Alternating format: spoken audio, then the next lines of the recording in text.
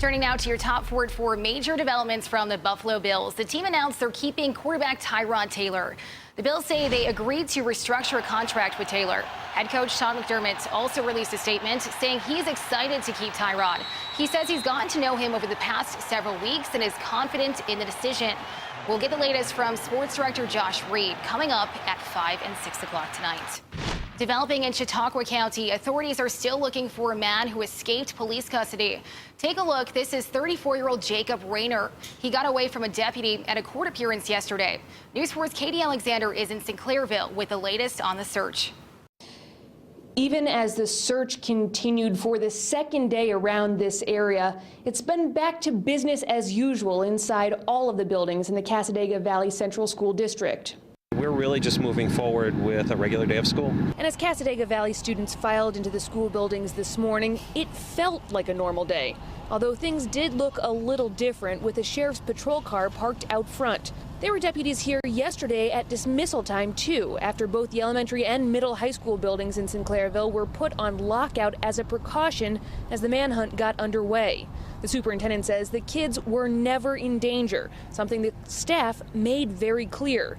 They've been honest and direct, explaining the situation to the students. They're very media savvy. Even our elementary kids, I'm sure, have been watching the news and the internet. It's all over. And so we're just honest with them that we're being careful, that our buildings are secure. We're following all of the safety procedures we already have in place. But we're just going to have a regular pickup, drop off, and after school day. And in the middle of the day, we're going to learn. That decision was made with input from the sheriff's office, which has been in communication with district leaders from the start. They've been very helpful and cooperative, and we certainly appreciate their support. For their part, parents we spoke to say they appreciate how the schools have been handling the situation. They seem like they're doing a wonderful job right now, so I trust them that they're keeping my daughter, who's only in first grade, very safe. They let everybody know what's going on, so we're prepared for the day and we're prepared at the end of the day, so you kind of trust that they know what they're doing.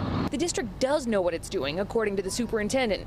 He told News 4 there are policies and procedures in place to respond to a wide variety of situations, even something rare like this. This is an unusual circumstance. It's been a number of years since anything of this magnitude has happened, and we hope that there's a number of years before it happens again. Sheriff's deputies continue to search for Jacob Rayner at this hour, but he's not considered dangerous. Anyone with any information about his whereabouts is urged to call 911. Reporting in Sinclairville, Katie Alexander, News 4. Buffalo police have arrested a teen for the shooting of two other teens on Monday. 16-year-old Jamel Russell Jr. is charged with attempted murder and assault for the shooting at Best Street near Michigan. A 14-year-old is in fair condition at ECMC. A 17-year-old was treated at ECMC and released. Coming up at 4:30, we'll hear from a mother who lost her son to violence. Hear her message to others in the community. Today is International Women's Day. It's also a day without women. Women are encouraged to skip work to show what it's like without them. Marches and protests are being held all around the world. House Minority Leader Nancy Pelosi and other Democrats honored women in Washington, D.C. Many of the protesters are speaking out against President Donald Trump and his plan to replace and repeal Obamacare. Today, Republicans unveiled their plans to do that. Greg Boswell is at the Capitol with the latest. The Republican plan to replace Obamacare faces a long road ahead. The American people will be paying more and getting less. Democrats say the debate on the bill is premature because they're still waiting for the Congressional Budget Office to determine how much the bill will cost.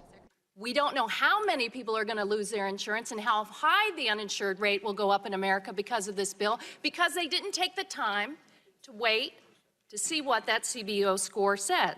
Republicans say they've been working on an Obamacare replacement for more than a year and have promised Republican voters they will act quickly. We're going to keep moving forward and fulfill that promise because the American people expect us to do it. They want us to do it, and CBO is eventually going to come up with a score before it goes to Budget Committee. President Trump is pulling out all of the stops to get this bill passed, including meeting with reluctant Republicans at the White House. He is a deal maker. He's a negotiator.